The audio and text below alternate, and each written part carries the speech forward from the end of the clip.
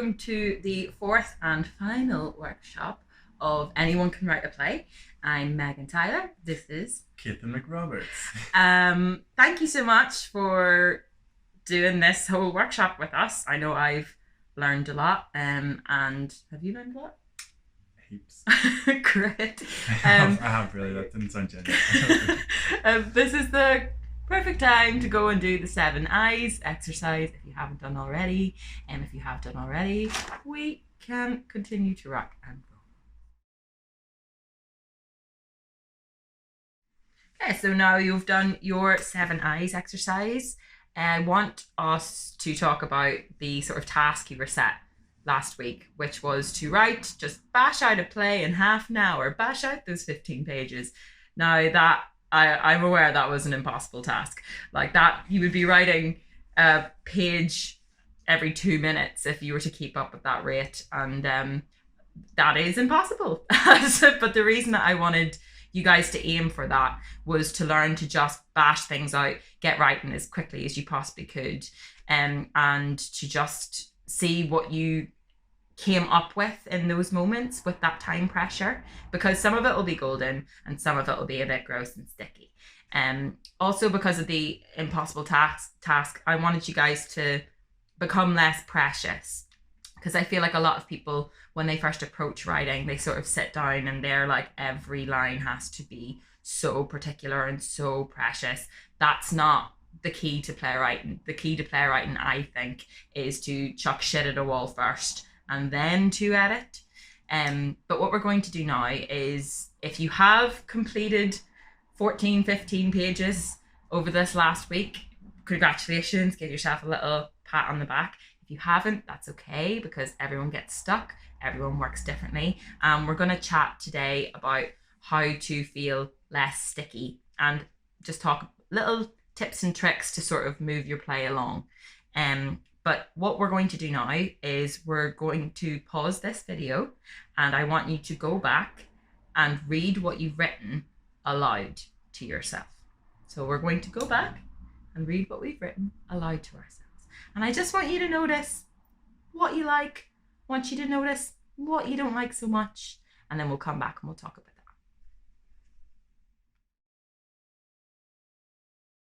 Okay, so we've now read our draft zeros out loud by ourselves.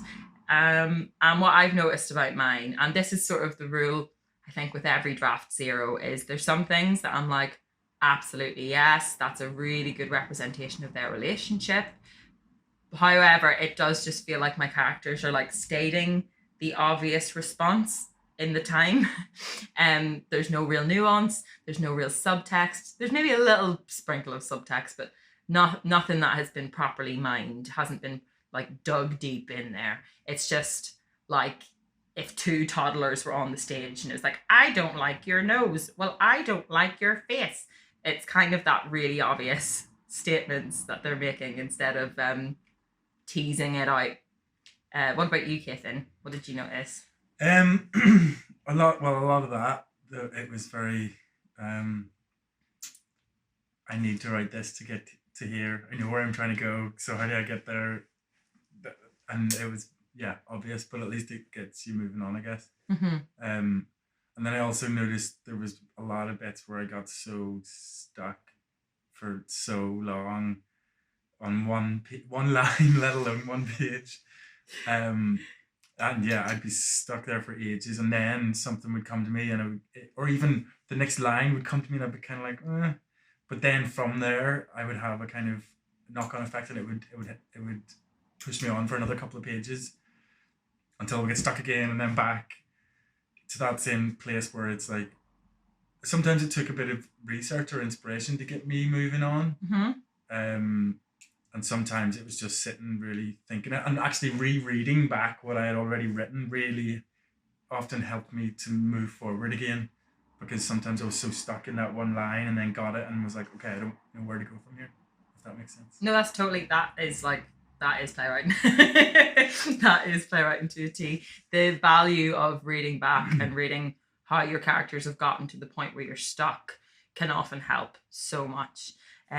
However, what we're going to spend the next 2 minutes doing, now that we've all read our drafts, is I want you to pick 3 things that you liked and 3 things that you didn't like so much. So I'm going to start a timer, and your 2 minutes start now.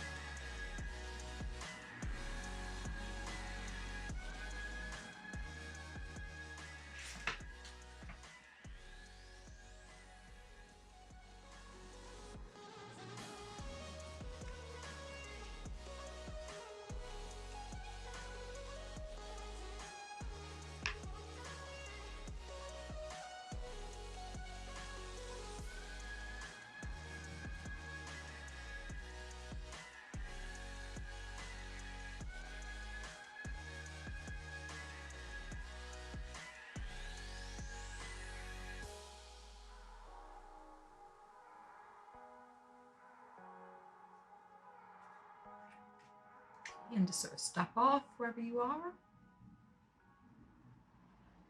Okay, so the 3 things that I liked. So Harvey's characterization really comes through. I feel like I got really quite well his like talking in long sentences. Number 2, I really liked the bacon commentary. Bit of bacon stuff in there was great.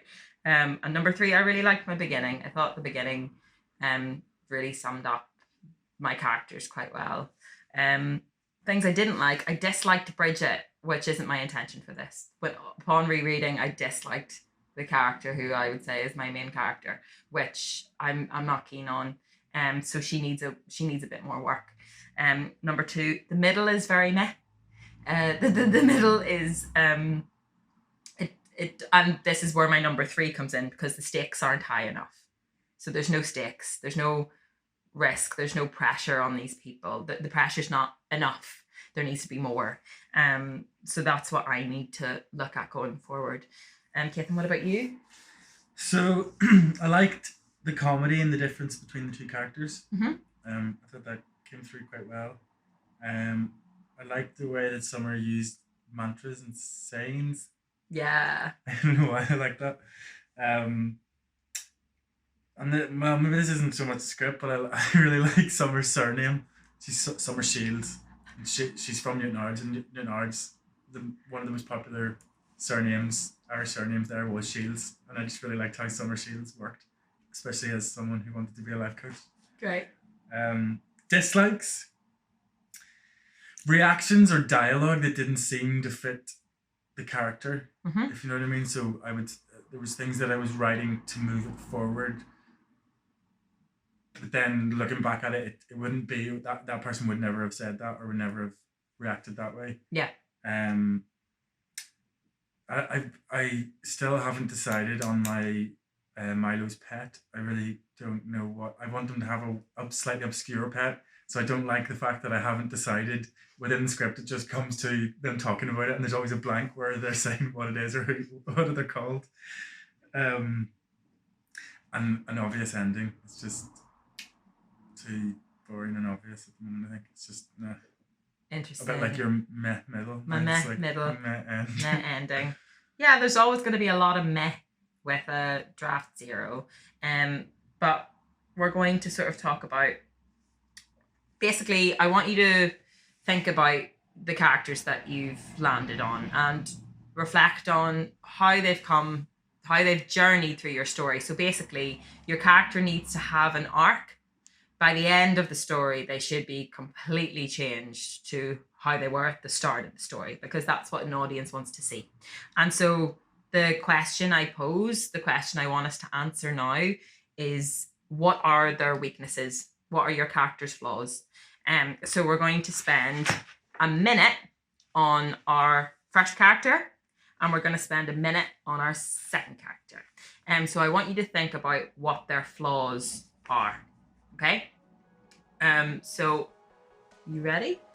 Okay, so we're starting a timer. Yep. 3, 2, 1, go. Okay. Minute each? Yep. And my flaws.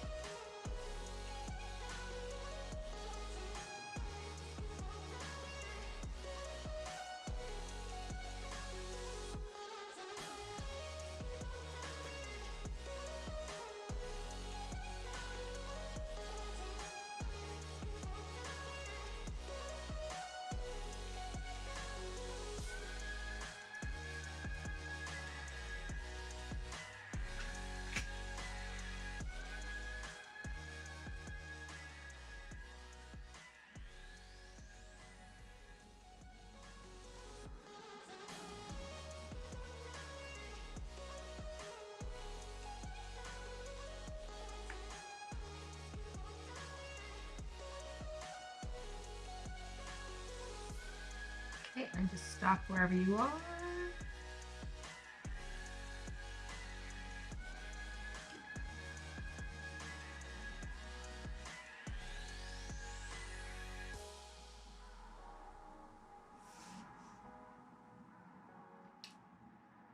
So basically, these flaws throughout your draft, what I want you to focus on the next time you look at it, the next time you visit it, is how you can poke, you as the writer, you as the conductor of this orchestra, how you can poke at their flaws, how you can drive them into their flaws, how you can put stresses and strains on them so that their flaws really come out. Because part of the reason that we go to the theatre to experience live performance is we want to see flawed characters on a stage. We don't want to see characters where everything's perfect. We don't want to see characters where everything is nice and easy going. We want to see flaws because we all recognize that we're inherently flawed. So really try to twist your characters as much as possible. I'm not someone who's kind to my characters. Don't be kind to your characters. Drive them to their furthest edge and really prod at those flaws to do that. Now that we're talking about strains, I just want to talk about another way you can sort of go into your next draft of your play is to put them under other strains. So not just human strains, but to put them under different conditional strains. So I'm just going to sort of list some. So I would say things like to that jar on their senses. So think about human senses. So that would be their sense of smell, their sense of taste, what they feel, what they hear, what they see. What can you impact as the playwright? What can you change? And if you really sit and think, if they're both going into, if both of my characters are going into this and there's a foul smell in the room, how does that change how they speak? Or if I'm going into this and there's like it's really loud noise, how does that change how they speak? And I would also then talk about human conditions in terms of strain. So I'm talking injuries, I'm talking about the temperature in the room, I'm talking about hunger, I'm talking about being tired, being thirsty, being itchy, being hungover, being drunk. What can you change in their human condition going into your next draft that will impact how they speak and how they act? So if me thinking about my draft 0, if I put in that Harvey's tired. So at the moment he's quite a pompous, speaking in quite long sentences, like knows what he's at, knows what he's doing character. If I put tired onto him, does that mean he loses his edge slightly quicker? Like, how does that impact on the structure of the play? So yeah, just think that over. As soon as you start to change the little things with them, that's when their character sort of starts to flesh them out. You're just sort of chucking them from one experimental pot to the other, and they start to become clear to you. Okay. Now on this, I'm aware that I've been talking about drafting and draft 0 without actually talking about redrafting. So redrafting is where the work comes. And redrafting is, I think I know myself, I finished in my early days, I would have maybe finished a draft of a play and would have been like, it's perfect, read it. And then would have gotten notes back on it and would have been like, what do you mean notes? I don't understand. What's that? I've gone over this and I've thought about this and I've done like what? But redrafting is so fundamental for playwriting because you're basically what you're doing. Like, let's not pretend it's not a pain in the hole. It is a pain in the hole. But what you're doing, it's a puzzle of discovery and you're like the puzzle master. And it's a puzzle of your own discovery because it's your story that you're telling. And every time you approach a redraft, you find more things. You find new things. And that's what makes the play better. Because no human being on this planet is going to sit down and write something and write a play and it's going to be gorgeous the first time round. That's just not going to happen. So redrafting is so important and so fundamental. And I would try to take the pressure off yourselves of thinking, oh my gosh, what? I have to do like 8 redrafts, 12 redrafts, sometimes like 30 redrafts, but that's what it takes. And it doesn't have to be a scary thing if you just go in and change a small element each and every time. Just think of it as playing around. You're just experimenting. You're just the puzzle master who is zhuzhing all these pieces together. But yes, redrafting is very important. But now what we're going to do on that redrafting thing is I want you to think about 4 big things in your play. Like 4 big things. So my 4 big things would be baking, patriarchy, revenge, and death. Catherine, what about you? What would be 4 big things? Mental health, growth,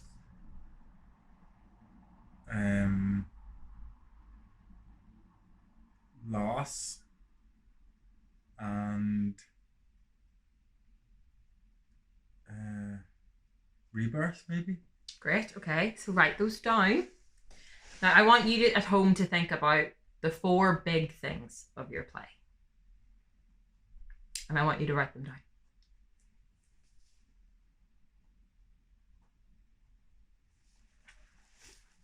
Now this exercise is going to be very similar to our initial exercise that we did of our favorite word and our least favorite word, where we made our little word vomit maps. So we're going to do the exact same thing with these 4 words. So I've got bakery or baking. I've got patriarchy. I've got revenge. And I've got death. What we're going to do now, I sort of encourage that with this workshop, you would spend more than a minute on these lists.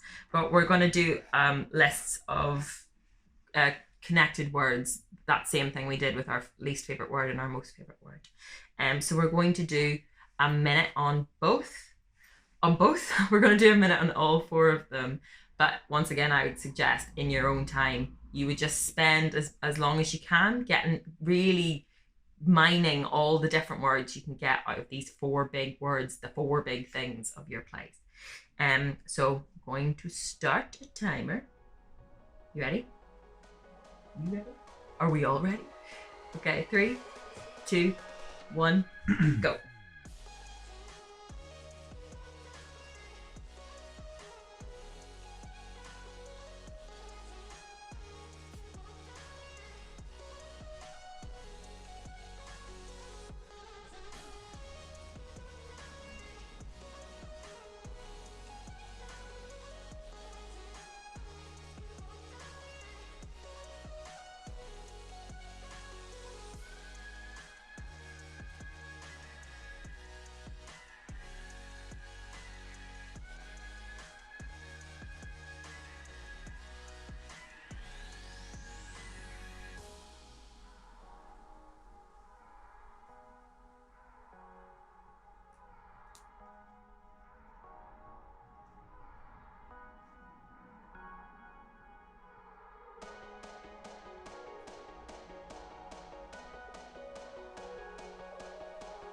Move on to your next one.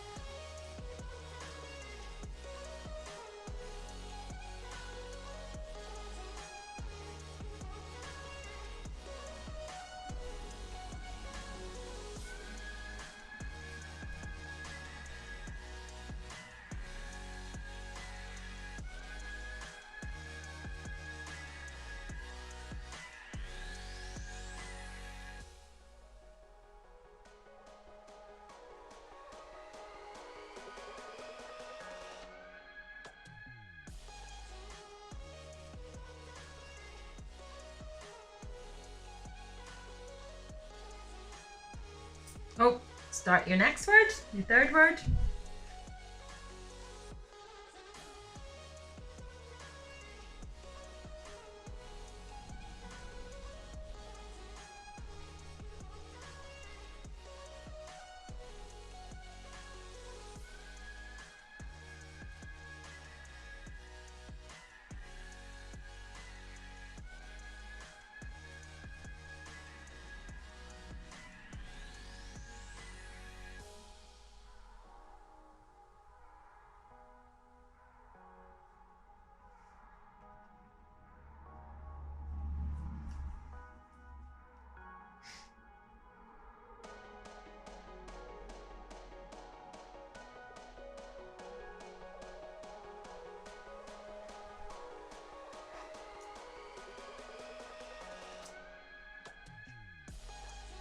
Move on to your 4th big thing.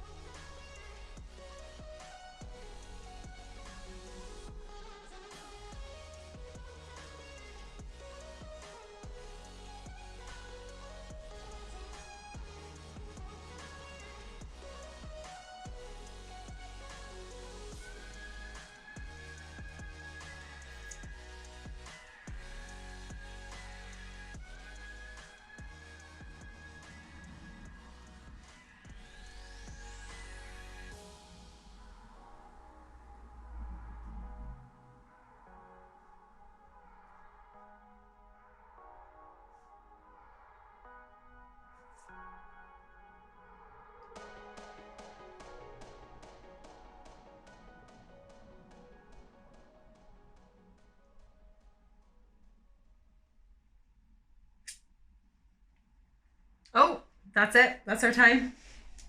Whoop whoop. Okay, well done.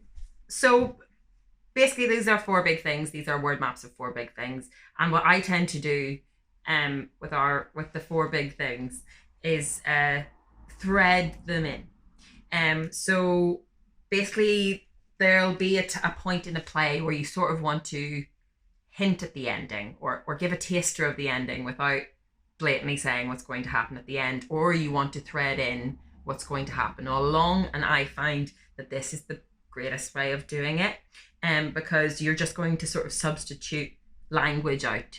Now, what's been really interesting for me is I want you to sort of look at your 4 big things and notice things that fit within each other that you weren't expecting, and let your mind do a little bit of have a bit of creative license here. So basically, I've sort of clocked between baking and death, that I've got dust and air underneath death, and those words could fit into baking. So like a dusting or air bubble, and it's just, there's a thing here with like knives is a common thing. It's just interesting to sort of pinpoint where things could cross over, but how you can merge one into the other as well.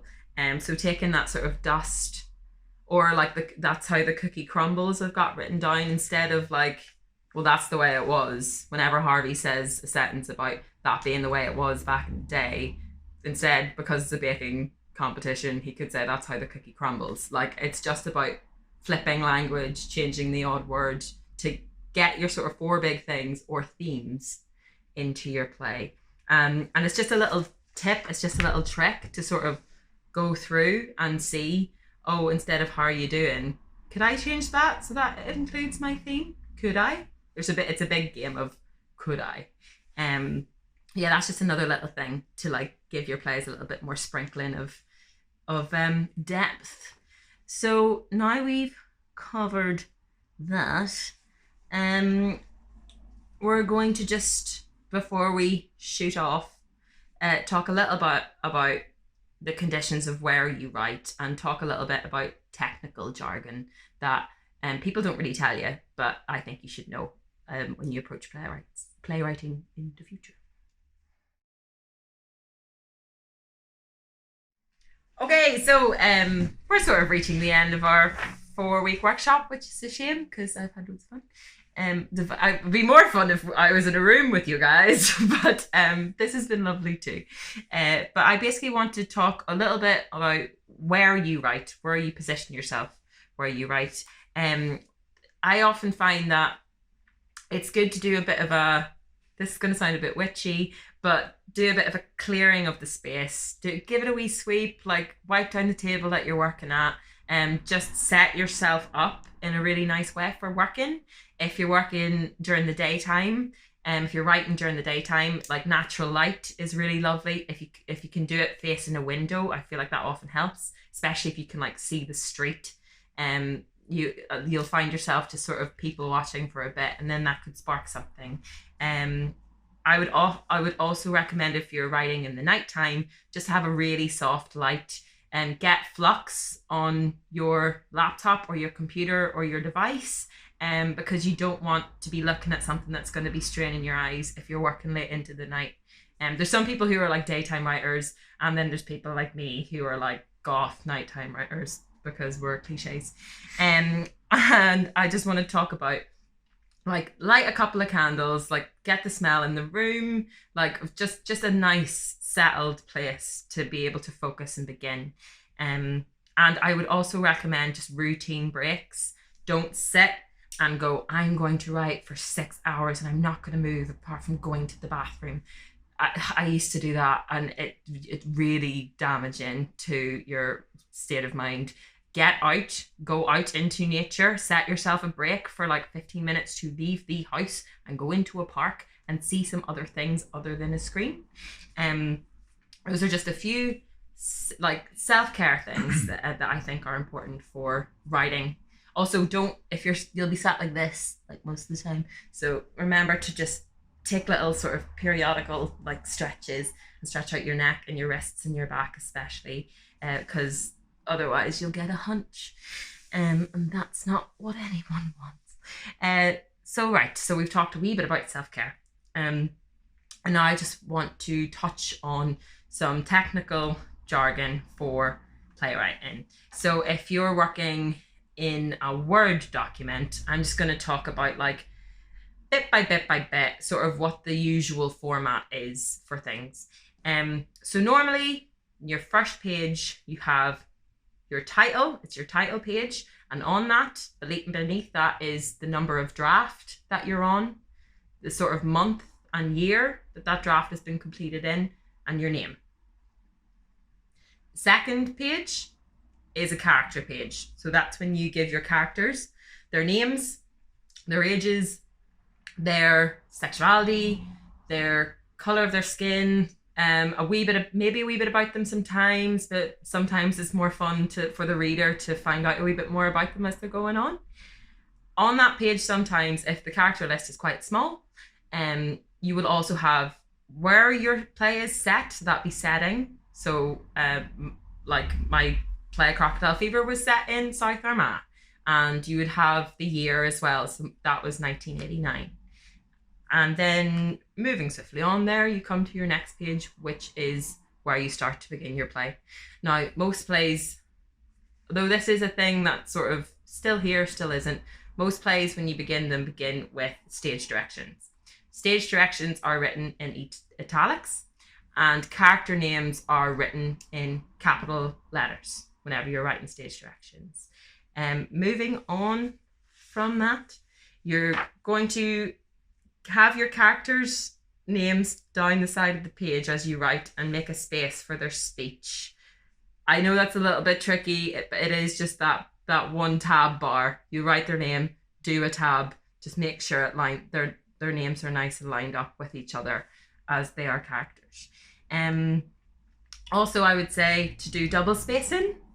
Double spacing is really good. It means that when you print it out for the first time, you can take proper notes. It's also just easier to read.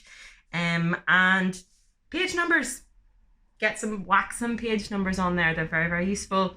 It's also very good to know when you think you've maybe written like something that's like 30 pages. It's good to actually see, oh no, oops, yeah, that's going to be an hour long. Not what I thought. So those are just some technical things. But we did say a word that really excites me, and that's title. So the title of your play. I love a good title. I mean, it's a very big, most people would love a really good title. But there's like a certain number of ways to sort of go about your title. So I really like to sort of sum up my play in the title. So Crocodile Fever, like fire and crocodiles, like that's pretty much that play. Also the Persians, that if like it was all about the ancient Persians and the myth that they drank to decide on really important political things, and then they all had to agree when they were hungover as well, and it was called the Persians, and that was a little sort of, this is going to happen to these three politicians in modern day. But let's just talk generally about titles. So I really like snappy titles. I like titles that are quite punchy, but that's not always the way that things need to go. So there's a thing where they could be really short or really long. So if I was to call my play like a really short title that I thought was a bit cool, a bit sexy, it might be Batter. And that speaks to baking, but it also speaks to the act of battering someone. Whereas if I was to go for a really long title, it might be the story of Biddy and how she baked herself into a competition that murdered the da. You know, those really long chunky titles that you get that ends up being shortened in nickname anyway. Then there's also things about songs. So if there's a song that has inspired you as you've been writing, I sometimes like, as a little ode, I've done that with Medicine. Medicine was a song that meant a lot to me as I was listening to it, as I was writing the play. And as a little sort of tip my cap ode to it, Medicine became the title of that play over time. There's also the instructions title, which is like 7 methods of killing Kylie Jenner. That's an instruction. There's different ones that do that kind of thing, different plays that do that same thing. Protagonist's name, classic, Hamlet, Macbeth. Well, there's not really much more to say about that. There's also the classic line from the play or the witty remark, the one that like you point and go, that's the name of the play. It surprisingly happens a lot. It happens a lot in plays. And I'm always that dickhead who goes, that's the name of the play. And then there's also hidden ideas. So hidden ideas that might never be said in the play. It might never be referenced to. It might have nothing to do with the themes or the people, but it's the hidden idea that the writer might hold really dear to themselves. Another title that you can land on is like a geographical location, which sometimes has a lot to do with the play and sometimes has all to do with the play.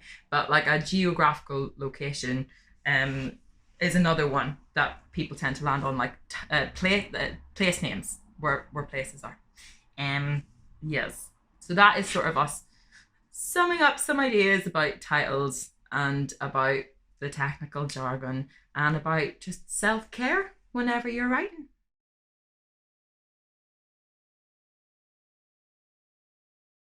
So that's us finished this workshop series. I would say whenever you're writing, read your stuff out loud, read it out loud, and then read it out loud again. In terms of your moving from draft 0 to first draft, when you arrive at first draft, I want you to put it away, and I don't want you to look at it for like a month. And then I want you to go back to it. Don't look at it. Even if you want to, do not look at it. Put it away, come back to it, and then I want you to take it out and I want you to read it out loud again. Because when you do that, you sort of go, did I write that? Oh, yes. Or you go, yeah, that bit, what is that? I really need to fix that. And it becomes clearer with more time than a week would ever do. So yes, as soon as you arrive at draft 1, put it away. Don't think about it, don't look at it, then take it out again after some time. That's sort of all I've got to say, really. Thank you so much for taking part in this workshop series. I hope you guys got a lot out of it. I would love to read what you've come up with. I've had a wee buzz about me like seeing some of the creative ideas that have already come out so far. But yeah, I just want to say, well done, guys. It's a mad old world out there, and to be creative in any way at all is something to be so utterly proud of yourself for. So I'm bloody proud of you. I'm proud of you. I'm proud of all of us. And I can't wait to see you guys in the theatre when we get back. So yeah, until then, thank you very much, Caitlin. Thank you very much, Meghan. You've been a very good guinea pig. A round of applause. And thank you very much, people at home. Yeah, so now, keep writing. Go do it. Smash it. Yeah. You got this. You got this.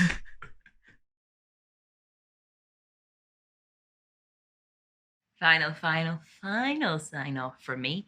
I just want to say thank you so much for watching this episode and all the episodes of Anyone Can Write a Play, which is part of the Travers Theatre's First Stages Festival. If you have any questions, just stick them in the comment section below or tweet at the Travers Theatre and we'll help you out. Just thinking on like progressing your playwriting more. Like I am but one playwright.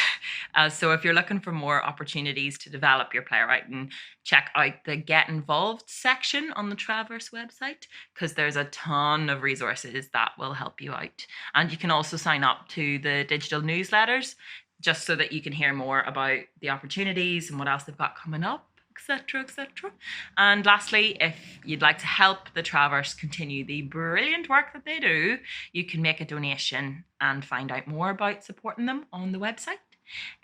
So yeah, that's it from this one over here. Have a wonderful rest of your writing lives.